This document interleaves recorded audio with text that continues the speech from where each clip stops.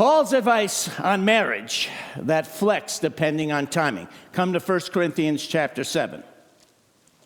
1 Corinthians chapter 7. And you can put your ribbon there. Though we'll look at another verse, we're going to always come back to 1 Corinthians 7. So, because that's the chapter we're going to dissect a little bit here. So 1 Corinthians chapter 7, what does the Apostle Paul say about being single and being married?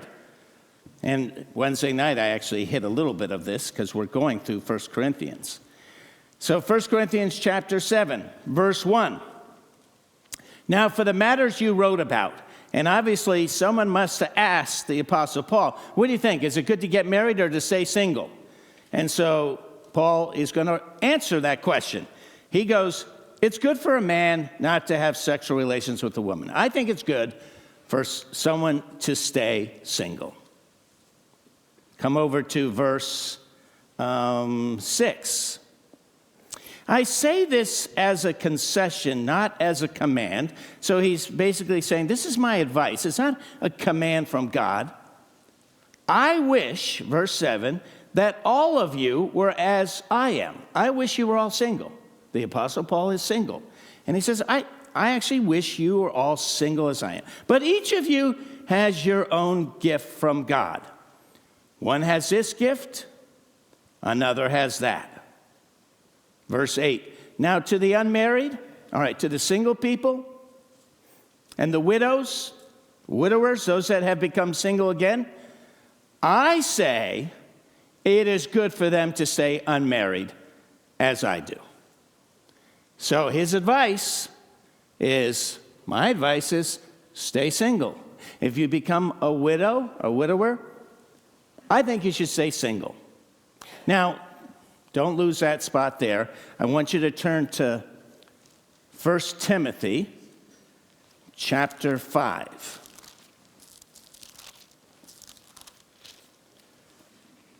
Now, the Corinthian, when Paul wrote Corinth, it was to the people in Greece, and there was a lot of persecution going on.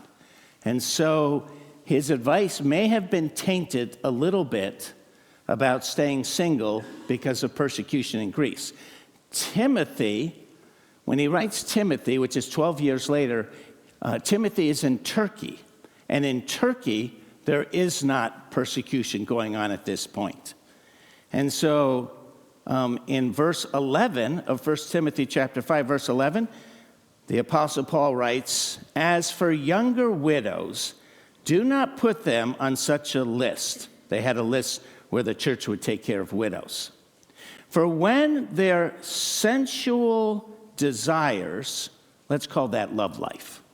Let's call that romantic desires, okay? When their romantic desires overcome their dedication to Christ, they want to marry. So there were obviously widows that had lost their husband. They were young. So let's say 30 years old, they lose their husband in a war, sickness. The widows would then say, you know what, I really feel God's calling me to be single from this point on. And they would make a vow to singleness. But then, after, they would recover from the grieving of the first husband, romantic feelings would come back and they would wind up getting remarried. And so Paul goes, verse 12, they first dedicate themselves to Christ, but then the romantic feelings come back, they want to marry. Verse 12, thus they bring judgment on themselves because they have broken their first pledge. This goes back to last week. They were making a vow, obviously in church, I'm going to be single from this point on. But then suddenly they meet, and I think this goes both ways, men and women making that vow, I'm going to be single to the Lord. But then romantic feelings came over them. They wound up getting married. And Paul says, you're bringing judgment because you made a commitment in church. That's why I said, be very careful of the vows and commitments you make in church. It's better to keep your mouth shut and just, see how the Lord leads. So jump down to verse 14. So I counsel younger widows to marry, to have children, to manage their homes, to give the enemy no opportunity for slander. So I want you to notice that the Apostle Paul is counseling the younger people to marry. And one of the reasons why, I don't want you to miss, is in verse 11, when their romantic desires overtake them, they want to get married. So now come back to 1 Corinthians chapter 7. 1 Corinthians chapter 7.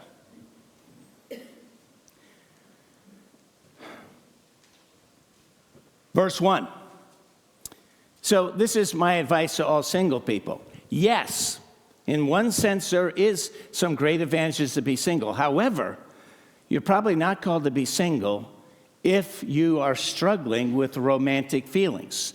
Verse 1 again. Now, for the matters you wrote about, it is good for a man not to have sexual relations with a woman. But since sexual immorality is occurring, each man should have sexual relations with his own wife, and each woman with her own husband. Down to verse 8. Now, to the unmarried and to the widows, I say it's good for them to stay unmarried, as I do. But if they cannot control themselves, they should marry. For it is better to marry than to burn with what? Passion. So in other words, it's fine to be called, to say, I want to be a single. However, if you have romantic feelings and you cannot control yourself with the romantic feelings, then you're not called to be single. You should be getting married. There were times in my life, I would date someone and then we would break up and I would go, you know what, maybe the Lord's calling me to be single. I could be single. I was a single pastor. I was a youth pastor for a couple of years. This is before I met Robin. And I occasionally was like, I think I should be single. I think I'm called. But then those romantic feelings would come over to me. I would fall in love with my wife. And I realized I couldn't be single. So you have to have real discernment in your life of whether you really are called to be single or whether you need to be married so you're not sleeping around.